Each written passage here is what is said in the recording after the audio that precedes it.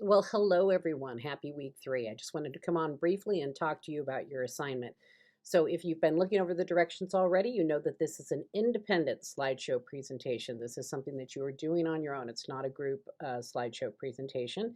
You are picking something that is near and dear to your heart that you're concerned about in education, and that could be on a national scale, a state scale, a district scale, or in your own classroom.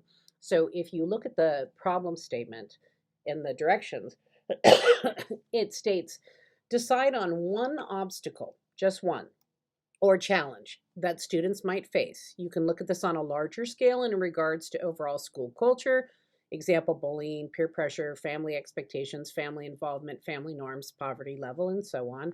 Or you can narrow your focus to a challenge as seen more prevalently in the classroom, lack of motivation, language barriers, disengagement due to cultural norms, competition, etc.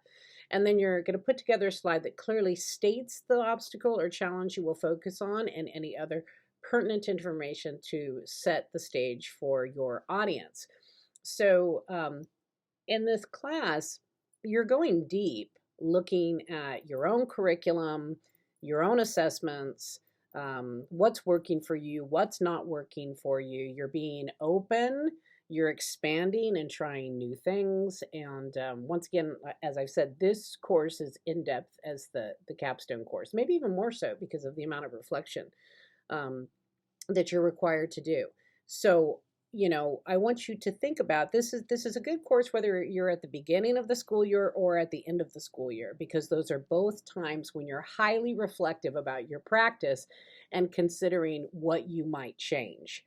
So, if you're looking at it at the end of the school year, you've already tried certain things and you're going back and you're sitting down and you're saying, okay, what's this overall problem that I'm seeing that's really concerning me in my classroom?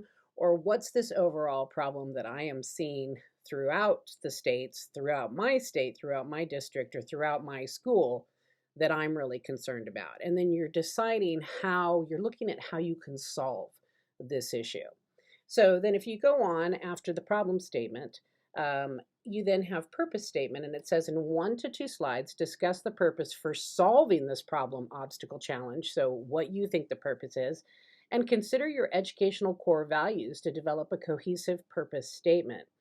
So, when I was deciding on my doctoral work, there were a lot of things I could have chosen. It was during the pandemic. And originally, I started looking at the Williams Act because a lot of people think that the Williams Act is just about books and students having books. But the Williams Act is about a lot more than that, making sure that facilities are up to standards for students, making sure that classrooms are mold free and germ free, which was really interesting during the pandemic. So I was really interested in that and the legal implications and the money that it would take to make sure that we were meeting everything in California relating to the Williams Act. And then as the pandemic moved on, I began to look at disillusionment and burnout in educators. And was it just the pandemic, or had it been building prior to the pandemic? And then my focus became, well, what was my disillusionment? What was my burnout? What was going on in my world? And that's when I started looking at menopause in education and realizing that, that was a, a national, international, really, topic that had not been discussed in a profession where 70% of educators identify as women.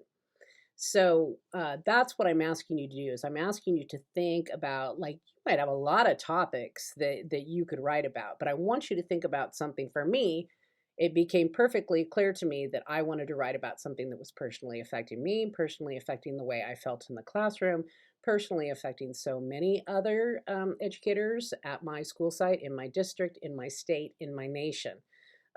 So consider something that really bothers you, that you really want to look at and you really want to present. Okay, and then you're going to explore that solution.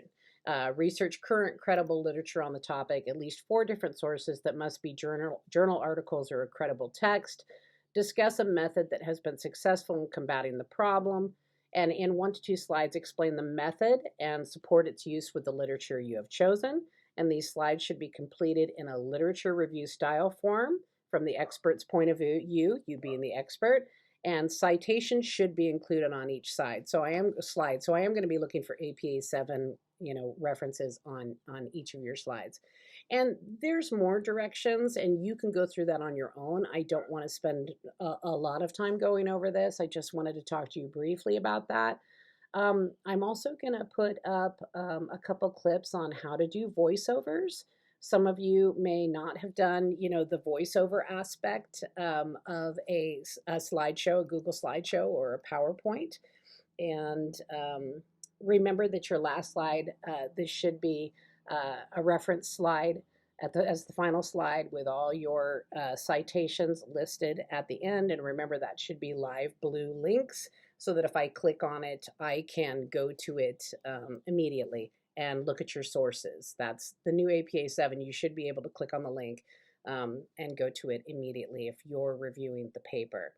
And then just remember what I said about voiceovers. All presentations must contain an additional voiceover component. This should not be simply reading the information from slides verbatim. Think in terms of the additional detail and information you would share with your audience and record this for each slide. And I've given you some examples of how you can do it. And I'm also going to put up some clips. But, make it practice, practice talking it through. I know you look at my videos and you think, oh, Dr. Wood just does this. No, sometimes I record this like 10 times and go, oh, I don't like any of these. So, I'm right there with you. Make sure that when you share your work, that on your slides, you choose anyone with the link can view. Whenever you're submitting something like that, always make sure on the drop-down menu, it's anyone with the link can view. Don't put anyone at Concordia, because professors' emails have a different ending than students' emails, and sometimes the computer doesn't realize that we're in the same organization, and it won't. I'll have to ask for request access from you. So always put anyone with the link can view. Okay. All right. I'm so looking forward to seeing your presentations. And if you have any questions as you're working, please reach out. But just go down that direction sheet. And when I do work like this, I just check off each thing like a grocery list and make sure that I've addressed everything that's in the directions. Okay? Take care. Bye-bye.